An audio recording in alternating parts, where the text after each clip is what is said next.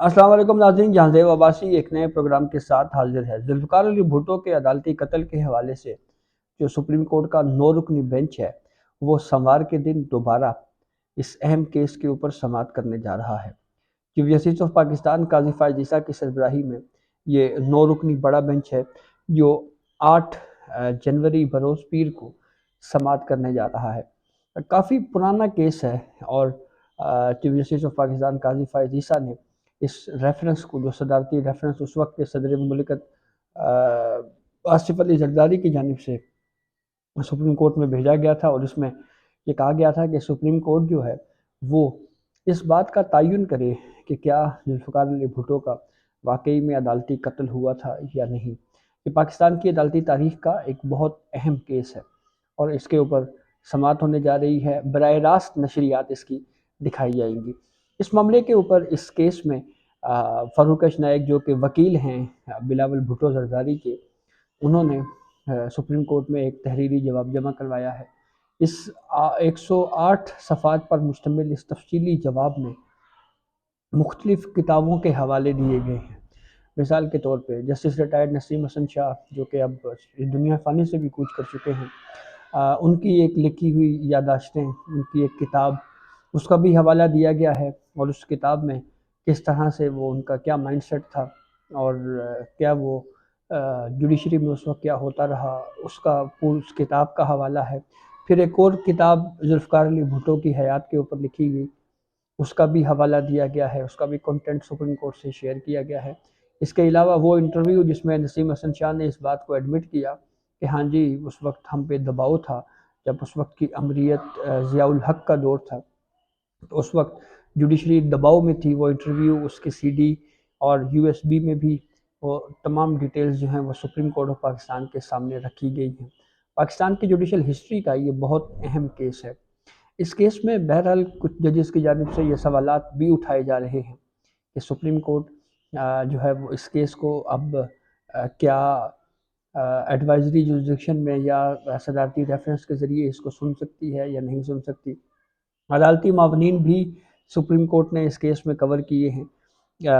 मुकर्रर किए हुए हैं। लगभग 44 साल के बाद सुप्रीम कोर्ट ऑफ पाकिस्तान एक तयन करने जा रही है कि क्या एक वज़ीर आज़म को उस वक्त जो है वो अदालती कत्ल किया गया था उसका। ये पाकिस्तान की हिस्ट्री के लिए बहुत इम्पोर्टेंट है। जैसा मैं कुछ वीडियोज़ इसके ऊपर कर चुका हूँ, जिसमें मैं डिटेल से आपसे शेयर भी कर चुका हूँ कि पाकिस्तान तहरीक इंसाफ या कुछ और पॉलिटिकल पार्टीज़ जो हैं वो इस मामले पे पाकिस्तान पीपल्स पार्टी को या सुप्रीम कोर्ट ऑफ पाकिस्तान को क्रिटिसाइज़ कर रही है, उनके ऊपर तनकीद कर रही है जी कि ये देखें जी, ये मुर्दा घड़े जो है वो उखाड़े जा रहे हैं। हालांकि ये हिस्ट्री के हिसाब से ये बहुत अहम केस है। एटलीस्ट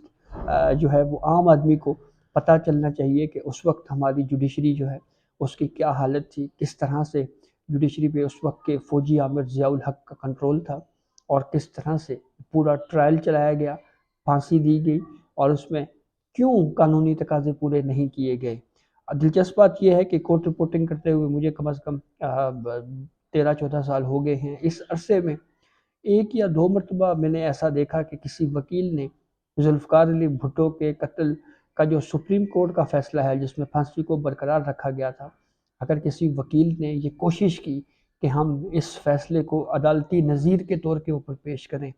तो जजेस हमेशा नदामत का, शर्मिंदगी का इजहार करते रहे और ये कहते रहे कि आप उस फ़ैसले का हवाला हमारे सामने ना दें। ये वही नसीम हसन शाह हैं जो ससुर थे साबिक चीफ जस्टिस आसिफ सईद खोसा के। वो आसिफ सईद खोसा जो पनामा बेंच का हिस्सा रहे और जिन्होंने मियां मोहम्मद नवाज शरीफ के को पार्लियामेंट में की गई तकरीरों की बुनियाद के ऊपर नाअहल किया और उनके लिए गॉड फादर जैसे तज़ीक अमेज़ अल्फाज लिखे। बाद में वो इसको क्लैरिफाई करते रहे, वजाहतें देते रहे, लेकिन ये एक पूरा माइंडसेट है। एक ससुर ने एक को फांसी चढ़ा दिया और फिर दामाद ने एक इलेक्टेड प्राइम मिनिस्टर को महज तकरीरों की बुनियाद के ऊपर नाअहल कर दिया और झूठा और ख़ाइन करार दिया। ये अलग बात कि वही आसिफ सईद खोसा मुख्तलिफ दीगर केसेस में, जैसे इसाक खाकवानी केस में जो है वो ये कह चुके हैं कि आर्टिकल 62(1) F जो है یہ بڑا اس کا وہ جو ہے یہ بڑی سخت معیار ہے، اور جب وہ کتاب لکھتے ہیں اور کتابوں میں کوئی اور کہانیاں بیان کرتے ہیں، لیکن عملی طور کے اوپر جب کیسز سنے جاتے ہیں تو اس میں ان کے رویے کچھ اور ہوتے ہیں۔ تو یہ پورا ایک مائنڈ سیٹ ہے، اور نہ صرف اس مائنڈ سیٹ کو ڈسکلوز ہونا چاہیے، اس کو منظر عام پہ آنا چاہیے، بلکہ اس کے ساتھ ساتھ چیف جسٹس آف پاکستان قاضی فائز عیسیٰ اس بات کا بھی تعین کر رہے ہیں کہ یہ ریفرنس اتنے عرصے تک کیوں پینڈنگ رہا، اس کو کیوں سماعت کے لیے مقرر نہ کیا گیا۔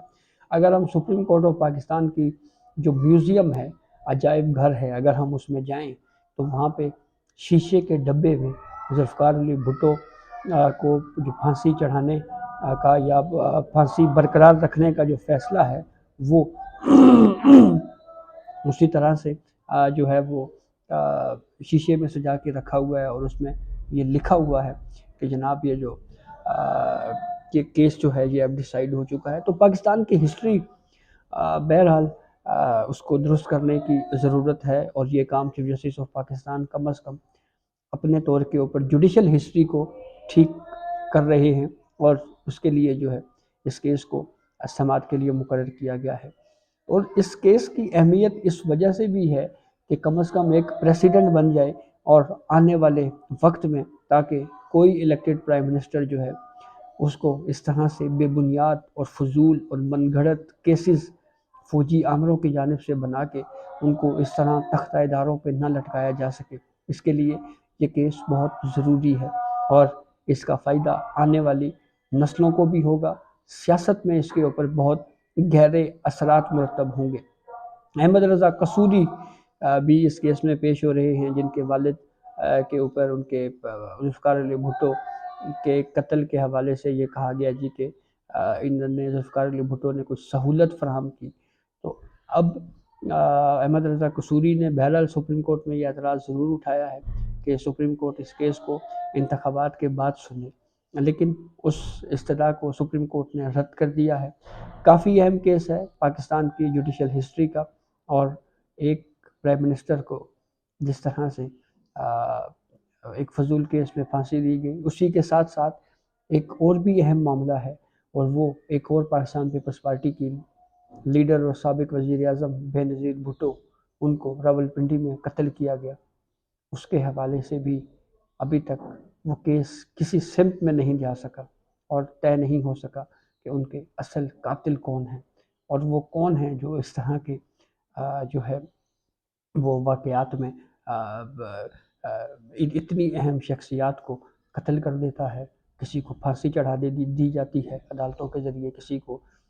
جو ہے وہ جلوسوں میں مار دیا جاتا ہے، لیکن